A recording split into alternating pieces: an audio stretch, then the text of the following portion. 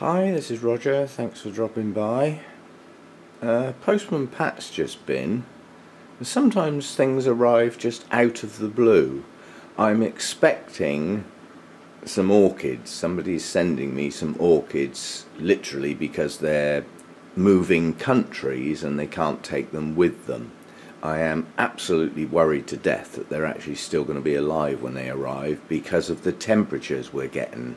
You know, we're down well below freezing every night over a sequence of days over quite a period of time. They're even threatening some snow here on the south coast. So I'm worried about anybody who's got plants in transport.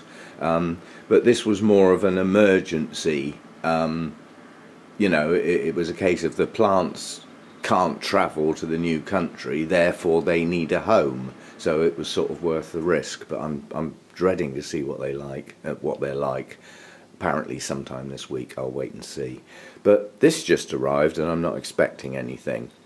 And well, I remember doing a video about my algae down the sides of the pots that looks revolting, to say the least. And one of the things I've seen people using quite successfully on YouTube is Physan 20. Well, you're not allowed to have that in the UK, so places like eBay and that don't show it. Yeah, it's not something that you're supposed to have. There's different regs in different countries. That's just the way it is. And I opened this package up not having a clue what the hell it was,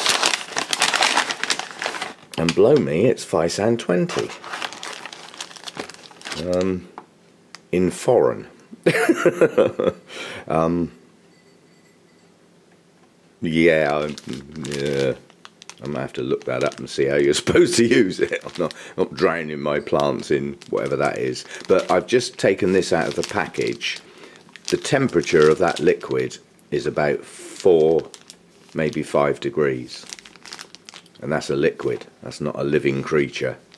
It's really, really cold to the touch, as though I'd just got it out of the fridge. But anyway, we have a little note. We have a very pretty orchid. Just trying to work out what on earth sort of orchid that is. I'm not going to try and guess, unless it says on here somewhere. It is... oh, it's a Stanhopea. That's why I don't know what it is. I don't grow those. Hey Roger, who said you can't get Physan 20 in Europe? And that's come from John Greco. So that's come from Spanish Spain, from Barcelona. Thank you so much, John. Yeah, I did have a look round to see if I could get the flipping stuff and gave up really because of the UK regs. Yeah, we're all in the European Union, aren't we? But some countries still do their own thing. So I have some Physan 20. Now all I've got to do is work out how the hell to use it. And I will. I'm going to give that a go on some of the worst affected plants. There is a problem with algae in the pot. When it's in there, well, first thing it does is shuts the light out of the roots and surrounds them, and can be a little suffocating for roots right on the edge of the pot. But as long as there's a lot of the roots, it doesn't, strictly speaking, bring any harm to the plant. You know, I mean, a lot of orchids are growing in moss and algae type things on their branches in their steamy jungle environments. So, you know, it is a natural thing that lives in the world around soil and damp places. So, you know, it's not the end of the world. But it will absorb some of the nutrients you're trying to get to your orchids. So it will, you know, take a bit of the nutrients in the pot so that it can exist. But there's a sort of reverse process, really. If you kill it, it starts taking the decaying process of things dying, uses up oxygen in that process, so it can sort of deplete oxygen from your pot. But when it's only around the edge of the pot, it can't really do any harm. All I'm worried about is not damaging the roots. So I'll have to have a good read. You know, the fact that I'm not supposed to buy this in the UK, that doesn't mean I can't read up on it. You know, there'll be lots of people selling this in other parts of the world that have got very precise instructions and stuff, so that would be brilliant. So I shall give that a go. It probably won't be today, but we shall see. And to top it all this weekend, I had a problem at the show, which I've explained, and just to further explain about the guy who left me on the potting desk, he is a very good friend. I've been round his house, I've shared repotting exercises with him. He's a good friend. He did not do that on purpose. I believe it was a communications related problem. I said I don't mind doing a spot on the potting desk to cover somebody's break. Well, I don't believe that's the message he got. He thinks the world of my daughter. He knows our time is precious. When I got there and I actually talked to him, I said, you know, we've only just got here, you know, we haven't eaten yet today, sort of thing. So I need to get Hannah sorted out and get her sort of fed and sat down a bit, because she's, you know, she tires incredibly easily because of her heart condition and everything. And he said, don't worry about me, go and get yourself sorted out and you can come and give me a break when you're ready. Just get yourself sorted out, get settled down, you know, all that sort of thing. So, you know, he was very adamant that probably if I couldn't cover it for him, he'd have just stayed there. So, you know, that wasn't the problem. The problem, I believe, was him being told not what I said, if you see what I mean. He got told something different. So he certainly didn't do that on purpose. As I say, he's a good friend. He wouldn't do that. Anyway, additional problem. As you all know, I've got a problem with my car. Yeah?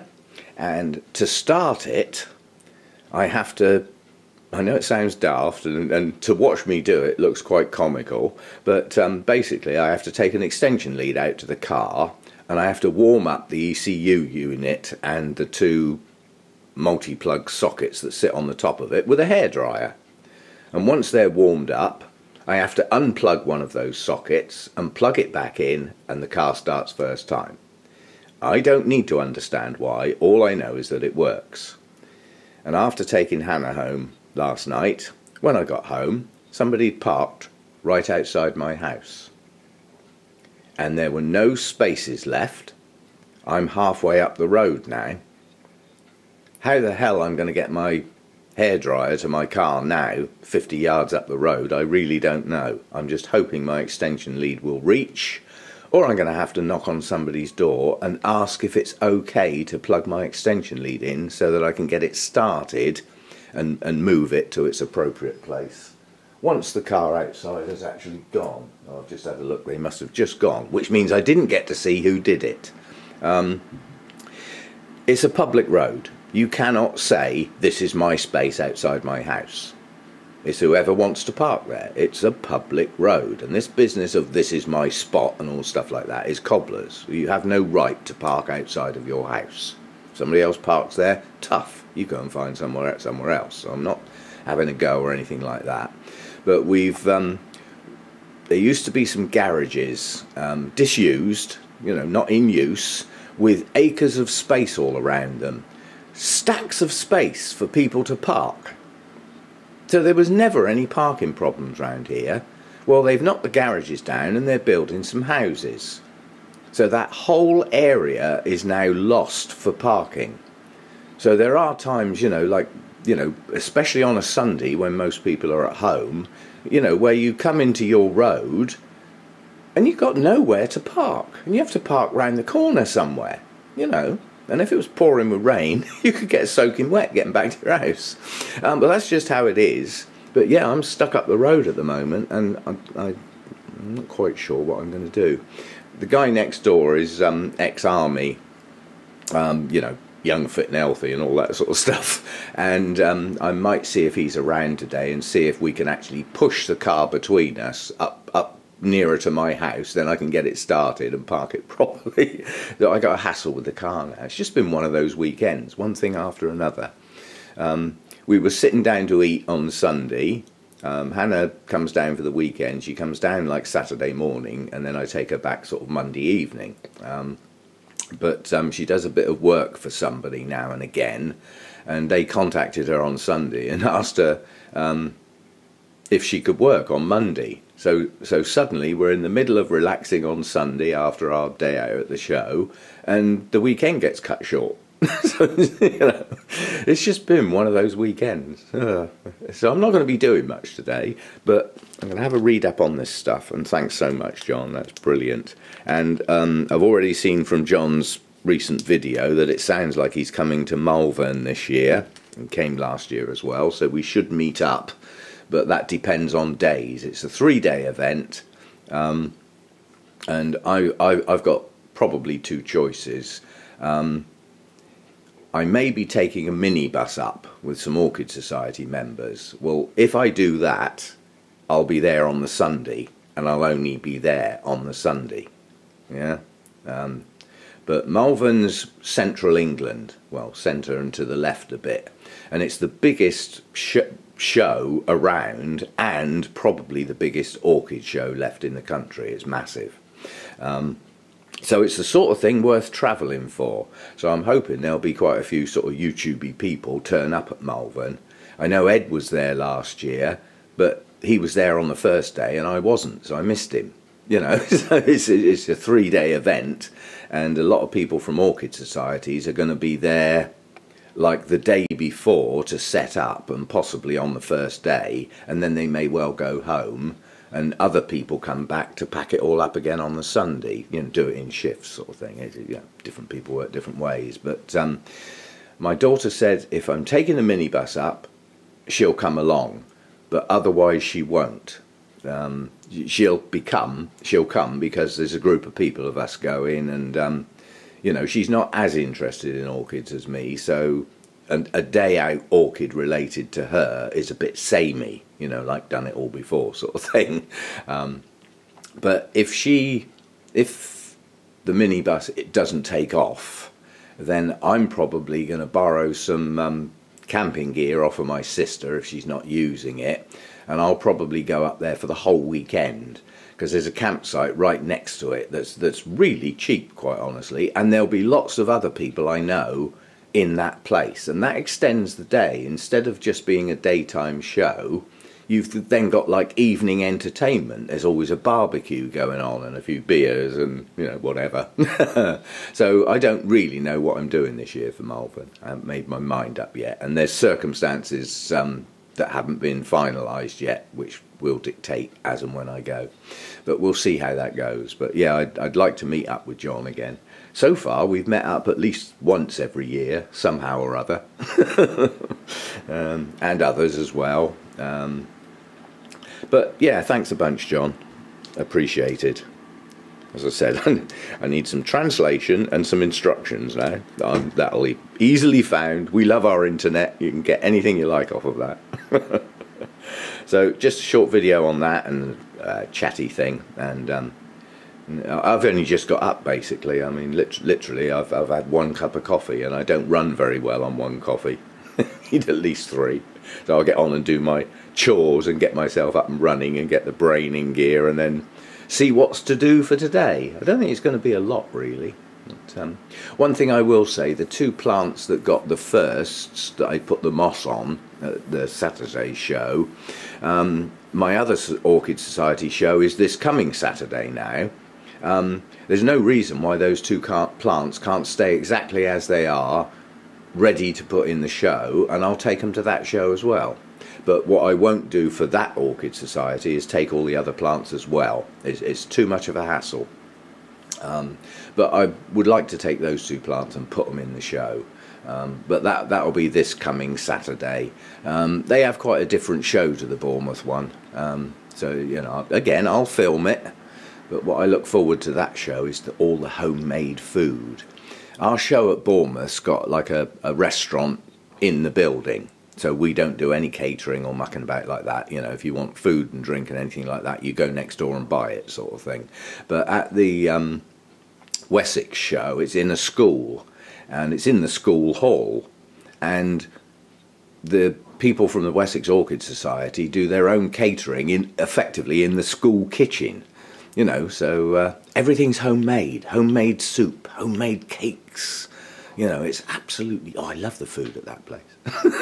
And the first thing you do when you get there, if you're there to take plants in, obviously you have to get there early so that it can be set up and everything. And they do bacon rolls. And when you've just, it's quite a way for me to go where that one is. It's about 50 miles, something like that. But it's mostly motorway. It's not a long drive. It's long in distance, but not long in time. So I'll get there quite early, I expect, and then I can chat to people and relax and everything. And the first job when you walk in is dump your plants somewhere out of the way and go round and have a chat to the people in the kitchen and how you're doing and everything like that. And I'll have 2 bacon rolls and a coffee, please. That's before anything else. And you know, it's nice fresh cooked bacon and nice fresh bread and everything. Oh, and it really sets you up for the day when you do something like that. So I'm looking forward to it, but it is a different show. The Bournemouth and the Wessex Orchid Societies, they're run differently. You know, they've got different sort of people in charge, and you know, they're both different atmospheres. Quite honestly, the Bournemouth one's quite friendly but formal. And quite into all its rules and regulations and stuff, whereas Wessex is more like a group of mates having a good time. So it's a looser feel to the day, if you see what I mean. So and I'm not getting stuck on the flipping potting desk. Absolutely no way. They don't do that at their shows as such. They do potting demonstrations in a separate room, and you can take your rescue plants along to be repotted as part of that. But it's not, strictly speaking, part of the show in the same room as the show. They work differently. Yeah, and it means I can back away and not take part in any of it. Anyway, we'll go from there, and as I say, I need more coffee, get the old jungle juice going, and then see what I'm up to for the day. I've got quite a few suggestions for videos coming in, so I've now got choices. You know, I can have a think about subjects and, you know, can I do that today, or is it better to wait till I'm watering when I've actually got the plants down off the shelves and things like that. So, you know, there's been some nice ideas coming in. I like it. It's good stuff. A bit of variety to the videos. So, cheers again, John. Thanks a bunch. I wasn't expecting that, I must admit. See you again.